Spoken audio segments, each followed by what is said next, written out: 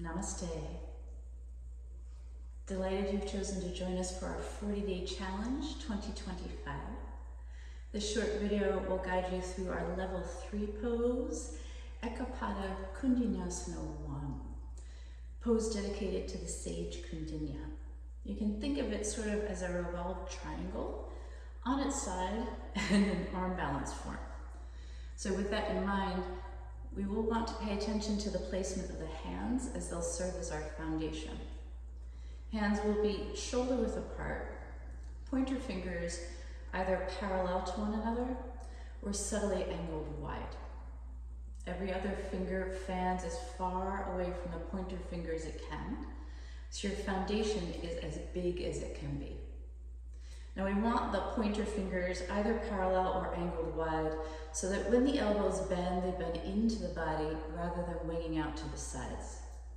This gives us access to the shelf that we'll need for the outer leg, as well as sets the shoulders up in a position that can more safely support the weight of the body. Let's get to it. I do encourage you to first check out the suggested prep poses that we have on our website, as when the body is prepared, you will get more benefit from the pose and enjoy it more. So do check that out. But when you're ready, we'll begin in Prapadasana or tiptoe pose. So balancing on the ball, the feet, heels are lifted, hips are resting on your heels. Draw hands together at heart center. Anytime we're rotating, we want to create as much length in the spine, space between the vertebrae as we can first. So begin by inhaling, rib cage out of hips, broaden collarbones. Exhale, rotate rib cage as far to the right as you can. Tip forward, fingertips to the floor. Walk hands 1 hand's distance further forward. Your hands are shoulder width, pointer fingers parallel or subtly angled wide. Every other finger fans as far open and away from the pointer fingers as they can before grounding the hands down. As you inhale, spin biceps forward, look forward. Exhale, shift your heart out in front of your hands and bend your elbows back into the body. Your left elbow meets outer knee. Now 2 options, your right elbow can hug into outer hip, or a little bit more challenging, you can allow the elbow to move behind the hip. But as you continue your forward momentum, bend the elbows more and more. So hips come closer to the floor, scratch that. Heart comes closer to the floor, hips lift, and this way the feet lift. Side crow. But then from here, bottom leg extends out to the side, top leg powerfully up and back behind you. Breathe. Then bend and stack the knees. Before coming out, unwind, return to your Prapadasana for side 2.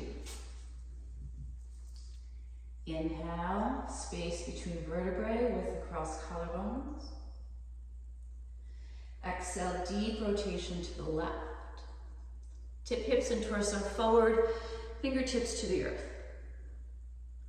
Then walk them 1 hand's distance further forward. They align with your shoulders, pointer fingers parallel or subtly angled wide. Spread the fingers themselves wide before grounding hands down. Inhale, biceps forward, look forward. Exhale, shift your heart way out in front of your hands as you bend the elbows into the body. Right elbow to outer knee, left elbow can hug into outer hip or let it move behind the hip. Again, as you continue your forward momentum, elbows bend more and more. Heart approaches the floor, hips lift, feet lift. Then bottom leg out to the side, top leg back and up behind you. Breathe.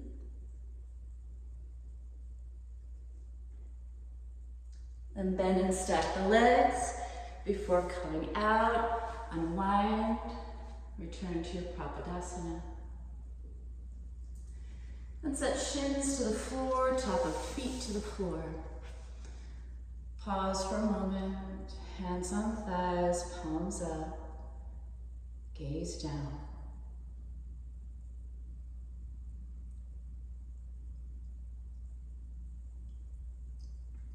And brighten gaze forward. Well done. Once a day, 40 days, you got it. Namaste.